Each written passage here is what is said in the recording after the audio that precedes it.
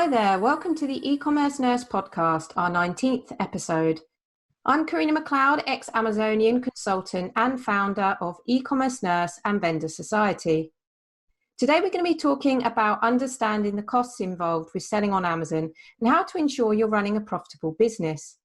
We have a special guest, Sergey Faldin, the CMO and co-owner of SellerScale, a managerial accounting platform for Amazon sellers. He's also an entrepreneur and self-published author on Amazon who has worked extensively in e-commerce and managed his own video production company before joining SellerScale. So hi Sergey, I hope I said your surname correctly. It was in my mind thinking, do I say it like this? So a big thank you for taking the time to come on our show today. I'm super excited to have you on board and to be talking to you about the financial side of the business when selling on Amazon. Hi, Karina. Thanks a lot for having me. And yeah, you said it perfectly. Just one disclaimer that I want to make. And I know that there are a lot of gurus and coaches in the Amazon space who are peddling courses and coaching products, but most of them don't really have the selling expertise and they hide this fact. So full disclosure, I'm not a seller. As you said, I'm a chief marketing officer of SellerScale. I did work with e-commerce extensively and I have a finance background, so I do understand the topic at hand, but I just don't want to hide this fact that I'm not selling actively on Amazon, although I do sell books, as you mentioned, on Amazon. So I am familiar with the Amazon marketplace in general. Fantastic. Thank you for sharing that, especially when it comes to financials, as we know that is a sensitive topic as well. And you know, when we talk to many sellers, there are many sellers out there that are often shouting about their revenue, stating they're a 6 or 7 digit or even 8 digit seller, which is fantastic, but that doesn't necessarily mean that their businesses are profitable. I've spoken to quite a few sellers that have driven phenomenal sales, but when they start doing the maths and deducting costs and everything, they realize that actually they're making very little, if any, profit on Amazon. So I'm keen to talk to you first about all those sort of different costs and involved when selling on Amazon that some sellers sometimes don't actually take into account when they start working with Amazon. Right. And it's funny that you said that you mentioned sellers selling big accounts, but not really making money, because one of our first users at SellerScale, he's from Israel, and he was managing a big account for one of his clients through SellerScale. And his client was making like $40,000 per month in revenue. So it was a big account. But again, as you mentioned, it wasn't until they plugged in the numbers in SellerScale that they realized they were actually losing money, not just not making any, but losing money, because their unit economics, the fundamental building blocks of their business, just didn't add up. The storage fees were high. The advertising didn't build the rank as they thought it would. So the A cost was high. The percentage of PPC sales was high. The margins were low, and they just didn't know that. So yeah, and knowing your profitability is key. And you might think, well, who doesn't know their profitability? But it happens all the time. Yeah, completely. And that's what we often find when we start dealing with sellers, or even when we're just having a conversation with sort of pre-consultation before working with anyone, is that we ask that question, and it can sometimes be a bit of a gray area that some sellers just don't really know all those costs, and it comes as a big surprise later on down the line when they actually look into their bank account or at their numbers, and the numbers aren't as high as they were hoping. Exactly. And you can't really blame them, because Amazon accounting is really hard. And I think that like right now, what we see with Amazon, due to the easiness of getting started on Amazon, like everybody can become an entrepreneur, right? And we have a lot of like hundreds of thousands of micro entrepreneurs joining the arena, and most of them have never had any prior experience running an e-commerce business before. So they lack operating procedures, they lack financial discipline. Many sellers can't really figure out if they're profitable with, let alone like develop a deep understanding of their unit economics or cost structure. So, Amazon accounting is hard, and like everybody who uses Seller Central understands that you need Excel manipulations, and like most of the time you're really running your business blindly, because you have these bi-weekly payouts and you have to do a lot of Excel manipulation to understand them, and you can't really tie them, those payouts, to specific products or SKUs, right? Marketing spend, inventory investment. So what me and the founder at Seller Scale, Paul, like to talk about is that we view an Amazon business as an investment. So each product is an investment. So the key question that every Amazon seller should ask them is, are you getting ROI? Is your product getting ROI? So you really, like unit economics that I mentioned before is the building blocks in this cycle. So if you understand your unit economics, if you understand what influences your cash cycle, you understand your business. And if you don't, you're running it blindly. And again, I mean, you have all these complex selling fees, you have storage fees, you have fulfillment fees, you have refund fees. They're not really straightforward. They vary by category. It's really hard to keep track of them, especially when you have a lot of SKUs and product lines. I mean, as I mentioned, Amazon reports are confusing. You have to manipulate them with Excel. They're not real time, right? You have those biweekly payouts that you can't tie to specific products. You also have long lead times, and that's like the nature of any e-commerce business. I mean, the time between the initial investment, right, and when you get your money back. And you have two financial accounting platforms like Xero or QuickBooks, which most entrepreneurs use nowadays, right, and are familiar with, but they're not really actionable because, again, they're not real time, they're not specialized, they're not Amazon specific, they have too many features. So, and all of these things just make Amazon difficult to understand, and sellers end up losing money. Yeah, that's a really good point, because the amount of times we've had it where businesses come to us and said, oh, well, my accountant's got this question, or this isn't making sense with QuickBooks, or this isn't making sense with this. And the problem is they're working with an accountant that's just trying to just figure out all these reports, not really understanding it, because it's just really confusing the way Amazon manages it. And they put it all together, and you get this amount in your bank account and it doesn't really correlate to what you've thought it is going to go into your account, even when you are doing the maths. So I mean, you talk about unit economics. What are you able to give us a bit more of an understanding as to what you mean by that? Yeah, absolutely. So as I mentioned, like unit economics is the basic fundamental building blocks of any business. So unit economics shows the average per unit profitability, costs, and revenue. And we can share the Excel spreadsheet of unit economics with your audience in the comments. Yeah. So people, like the problems that people don't understand their profitability and their unit economics. And I'll give you an example. I mean, let's say you're selling men's shoes, right? So you have sizes 7 to 15 in the United States of men's shoes, right? But most of them sell 9 to 11. But those bigger shoes, the ones that people buy rarely, they still sit in your warehouse all year long, and they have a different size category and have a different Amazon fee structure. And if you don't dig into your unit economics, you just end up losing a lot of money on those larger shoes that don't sell or sell rarely, right? And when I'll give you another example. When Paul, the founder of Seller Scale, launched his first product on Amazon, he launched a meditation pillow, and he was so emotionally attached to the product that he did estimate demand for Jungle Scout and Helium 10 and tools that are on the market, but he didn't dig into his unit economics and just figure out what the fees and cost structure and marketing spend of this particular product would be. So he ended up actually losing a lot of money, like thousands of dollars, and actually closing the business. But he learned a very valuable lesson, which became the basis for Seller Scale. It's much cheaper to do due diligence ahead of time, right? So you can use unit economics in two major ways. One is to understand your current per unit profitability, right? So you have daily unit sales, and this is the number of units you sell per day on average, right? You have the average order value, AOV. You calculate this metric by dividing your total revenue by daily unit sales, right? So you can use it to understand what's happening in your business this minute. It's real time.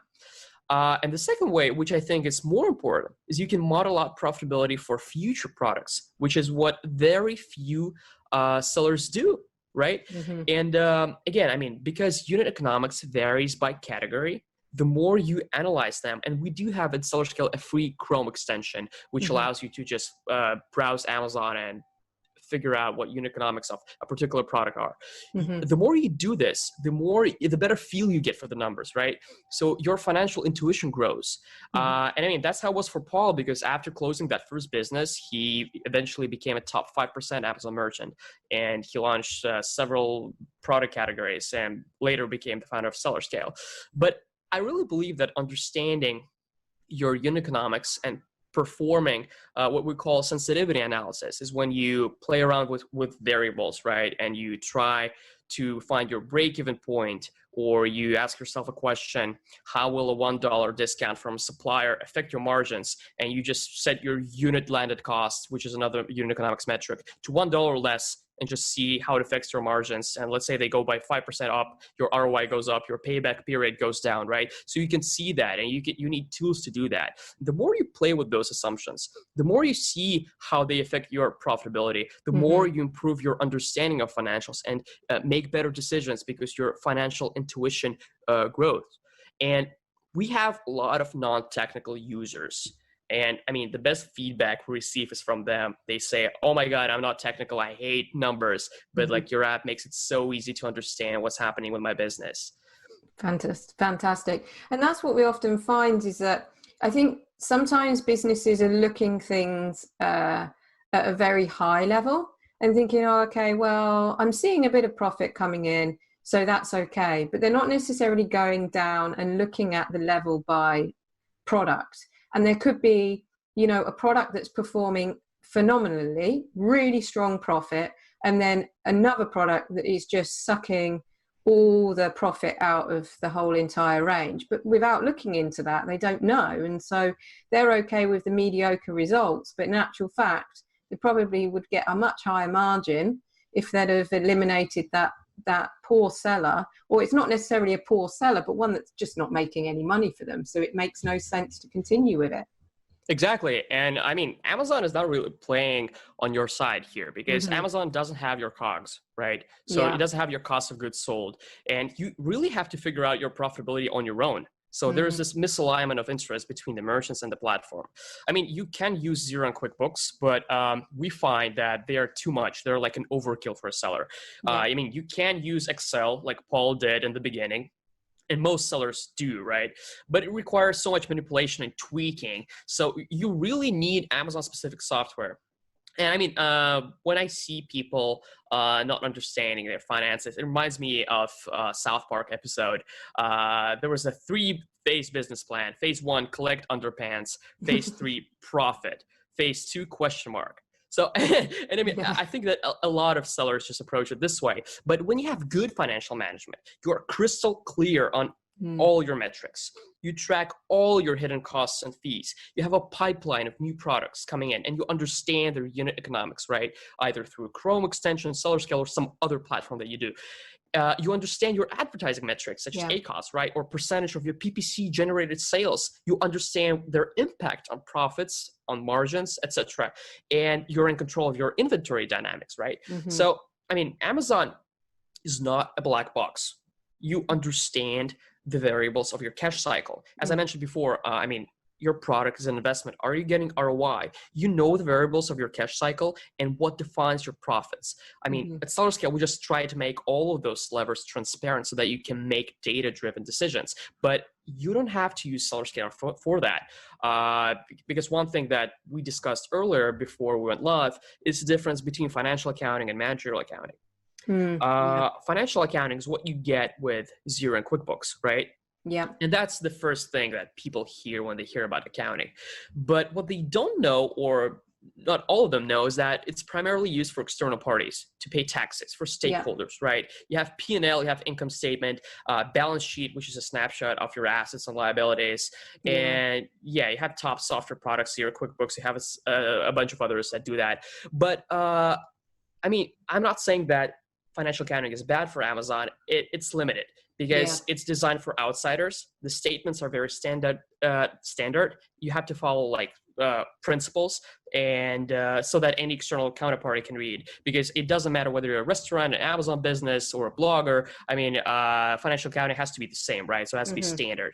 And it's not suitable for internal decision making, like, because they're very broad. I mean, you can't just look at your financial statement and make a decision, right? And they're also not real time. So because they're designed for periodic reporting, right? Not continuous, which you need to make day-to-day decisions. You send them like every month or every quarter. So you can't make decisions based solely on financial accounting, although you do need financial accounting, right? So Paul created this term, not created this term, but he designed seller scale around managerial accounting, right? Yeah. So managerial accounting is really anything that you use internally. It can be an Excel spreadsheet. And like I worked at e-commerce businesses before, and the entrepreneur that I work with, the founder, he was just using Excel to drive all of his business. And he had this huge spreadsheet with a bunch of formulas. You can do that, right? Or you can use companies like Seller Scale to do the same thing. But the key principle and the key goal of managerial accounting is to supply the company's management with information you need to make those decisions. And as I said, it can be anything from Excel to dedicated software. But the benefits are very important for sellers because it's real time. So you can just refresh the page and see what's happening in your business right now. Yeah. It's Amazon specific, or you can make it so, right? If you're doing it in Excel, and it's actionable, you can rely on it. Yeah. And that's where you have your day-to-day business performance. You have sales, fees, costs, expenses, your ad metrics, your refund numbers, your unit economics, and everything that we talked about. So to circle this around, I mean, you do need managerial accounting in addition to financial accounting because they complement each other.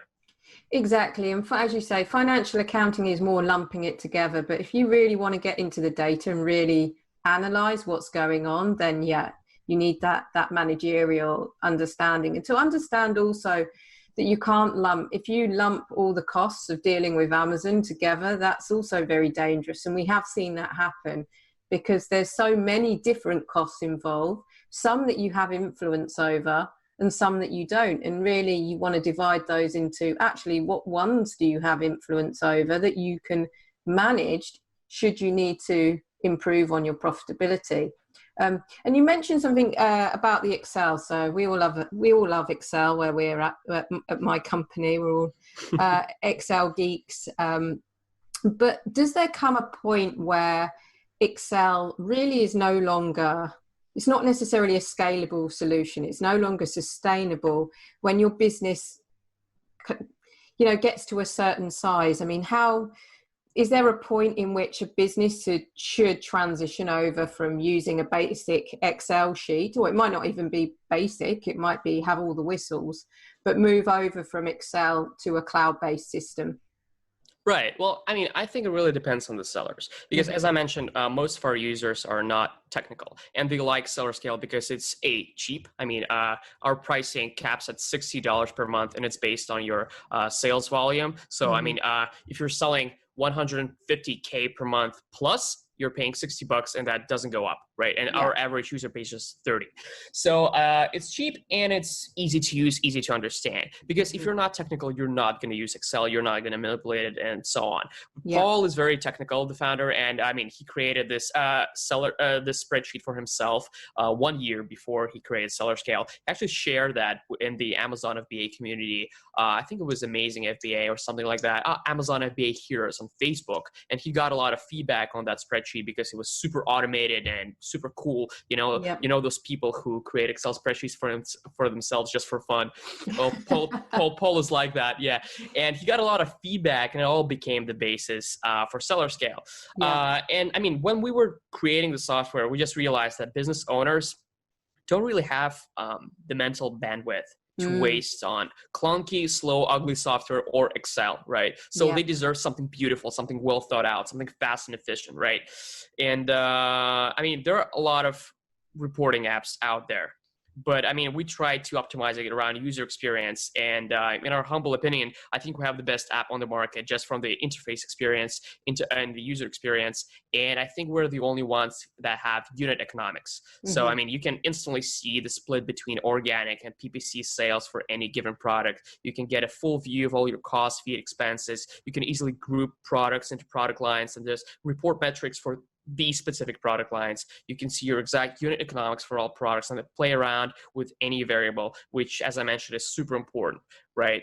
I mean, I think that feature bloat is a malpractice in this space, in the IT space. And I mean, when you have Excel, you have to build this for yourself, right? So I mean, you're wasting so much time, and I mean, you have to focus on your business, right? Not creating Excel spreadsheets. Exactly, and there's lots of tools out there, and these days it's more about how do you automate or how do you streamline processes that are going to probably end up giving you stronger results. And we do see businesses still using Excel, but we often, when they share them with us, there's a few valid costs that haven't necessarily been included, or it's just not necessarily looking at it at that product level detail, you know. It becomes a full-time job of just keeping Yeah. track of what's happening, right? But you need Yeah. to do something to make it happen. And one other thing that I wanted to mention is that, I mean, I said that Amazon is a cash generation machine, right? So you manufacture the product, you pay the suppliers, you get your money back twice per month. It's a cycle, which if you don't understand can lead to money losses, right? We don't want to rely on luck, right? We want to be as data-driven as possible, although you're not going to be 100% data-driven, but you want to get close to that. Yeah. But you have all those other aspects of your business, marketing, product development, all of that, but it all just speeds up your cycle. Sellers in most interviews, YouTube, talk about all those other aspects, all the 20% that help you grow and speed up the cycle, amplify it. But if the cash cycle doesn't work, if your unit economics is off, there's nothing to amplify, only losses, right? Yeah. So we believe that sellers should think of their Amazon business as an investment. They should keep track. I went through an entrepreneurial program with Tim Draper, the billionaire VC in Silicon Valley. He told me a business is anything where we have money coming in and money coming out. Well, Amazon is just like that, and you need to understand this cycle. Yeah, completely. And that sort of goes back to what I mentioned at the start, is that I see too many sellers solely focused on the revenue, like, oh, I'm an X digit seller, this and that. But for me, that's fair enough to be generating sales, but at the end of the day, what's going to keep you going, and the reason why you're doing it, is that long term your business is going to be profitable. And you do often see that what ends up happening is these businesses aren't, and then there comes a point where it really becomes very difficult for them to grow unless they get a serious investment, because they don't then have enough cash. Their cash flow isn't growing with their sales, and as a result can't invest in more inventory. And then it becomes really, they get in a very stuck position where they can't move forward in order to grow the business. Exactly. And I mean, we don't yet have a cash flow calendar in Seller Scale, but we will soon. We're working on it. But I will share with your audience the cash flow calendar as well. So we have two Excels for your audience, the unit economics and the cash flow. Yeah, because I mean, in retail, any retail, e-commerce or offline, if you run out of cash, you run out of business. Exactly. Right? So you need to keep track of that. And I mean, I talk a lot about unit economics, but I mean, you also have overhead. You have OpEx, right? You have overhead expenses. And one thing that we find when analyzing patterns through which our users use Seller Scale is that they often ignore overhead expenses to make the numbers feel better. Because, I mean, our minds are wired funnily. When something requires too much thinking, we just kind of like rationalize our way out of it, right? So by keeping track not only of your unit economics, but like all of your business expenses, you are closer to building a serious business. And that's what I mentioned in the very beginning, because we have so many, not amateurs, but like people without experience coming to the Amazon space. They don't know how to operate a business. I think that only like 0.5% of them have an MBA or something. And I mean, expense that you can track your marketing costs, right? You can track rent there. You can track software subscription. A funny thing that we do in Seller Scale is we track Seller Scale subscription costs for our users, because you need everything there, right? I don't know, like education materials, if you're buying online courses, anything else, right? Even if it's small and insignificant, you just want to be very systematic and data driven, right? When you run your business, it's just the right way to do things. Yeah, completely. And that's, again, that's a really good point that you've raised, because many businesses, they focus on, okay, all right, so these are all the costs on Amazon, and this is my cost of goods, and this is how much it costs to ship the goods in to Amazon, let's say FBA. But there's this huge part, as you say, there's the operational bit, as in, you know, you're paying the warehouse, you're paying staff, you're paying all these different additional costs that you need to factor in, that hit your bottom line. And yeah, to make it sustainable and worthwhile at the end of the day, because that's why I guess everybody wants to become a seller and start selling on Amazon, is to see the long-term benefits.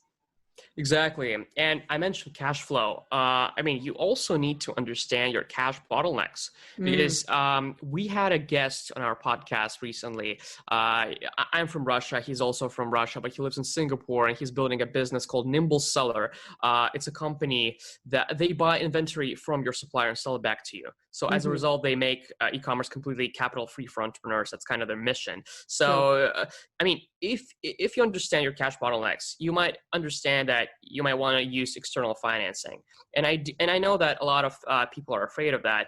But I mean, if it helps your business grow, why not, right? So it doesn't have to be a limiting factor. And I mean, it all ties up to your inventory, like how many units you have in stock, like your sales velocity, your lead time, and your days of inventory. And we keep a track of all of that. In Seller Scale, we just automatically pull up your inventory data from Seller Central. And yeah, I mean, you can see all of that. But I mean, understanding those cash bottlenecks is very important, because, as I said, if you run out of cash, you run out of business. Exactly.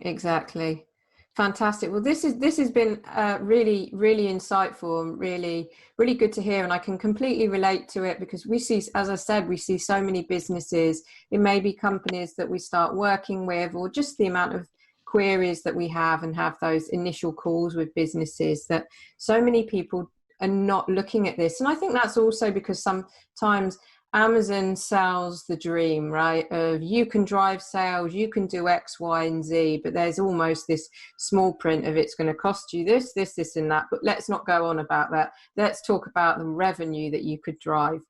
But actually, exactly. Yeah, and you need to go into all of it. Yeah, I mean, Amazon, people forget, because Amazon didn't change the laws of physics, right? I mean, Amazon just distributed products in a like more easy way, like for customers to understand. I mean, Amazon is really driving traffic, but the business side still stays the same. Exactly. I mean, you have to approach it like any e-commerce business you would. And I mean, I ask this question a lot on our podcast: is Amazon FBA too late in 2020? You know, all this talk about new entrepreneurs coming in the space. And I get the same answer, just like in different versions. No, if you take it seriously, if you approach it like a business, because we have a lot of people, a lot of Amazon's prospective aspiring Amazon sellers who just think it's set it and forget it. It's not. It's a business. Amazon just solves the traffic problem, but you still have to optimize your listings. You still have to take care of your cash flow. You still need to pay attention to your unit economics. Completely. And that is what we always say. It is not a set it up and leave it strategy at all when it comes to Amazon. It needs constant attention. Otherwise, you might wake up one day and be very surprised in many ways. So one last question I have before I let you go. If you were to give a tip to someone that's just starting out on Amazon, what would that be? Interesting. Well, I think it would be that. It would be to, I mean, we had one guest and I asked him this question. Is Amazon too late in 2020? And he said, I mean, if you're serious about it, it's not. And it's the same with everything else in life, right? In relationship, if you're not serious about the girl, don't date her. if you're not serious about anything, just don't do it. You have to approach it seriously. And what I mean by seriously is that you approach it from a business standpoint. You take the business framework that was built decades before you came along, right? This procedure, SOP, standard operating procedure, right? The way you track your cash flow, the way you track your P&L, the way you do things. And you don't try to reinvent the wheel. You just take what's working and you apply that. And you need a bit of discipline that usually comes with experience when you do that. But I mean, you have tools like Seller Scale, you have knowledge for free on YouTube and on different blogs. You can learn that, but Yeah. you need to take stuff seriously. If you want something to replace your full-time job, you have to start treating it as such. Yeah, completely. And that's a really good tip, because there, I mean, many people say, oh well, I'm looking at doing this for a bit of passive income. I'm always sort of question the term passive income, because if you want anything to succeed, you've got to go in, you've got to really understand it.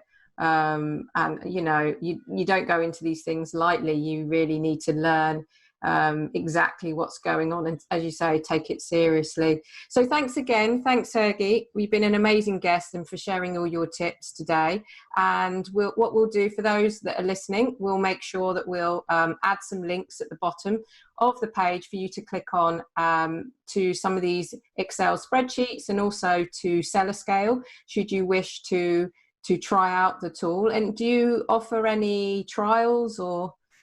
Yeah, we also, in addition to 2 spreadsheets, we also have an ebook that we'd like to give your listeners. It's written by Paul. It's called Mastering Your Amazon Financials. It's a short ebook. It's 10 pages long, very beautifully designed. Just kind of wraps everything that I mentioned here in a more beautiful and easy to understand format. But also, we're giving out a 50% discount for all our listeners for the first 2 months, in addition to a 14-day free trial where you don't even have to insert a credit card. So you just use the promo code SCALE250, and you'll put that in the show notes for understanding. But yeah. Fantastic. Thank you. So those listening, there is no reason why you shouldn't be mastering your unit economics and really understanding the bottom line. So thank you ever so much. And for those that are listening, I hope you found today's episode really insightful, and we will be in touch soon with some more insightful tips and knowledge in the Amazon and e-commerce world.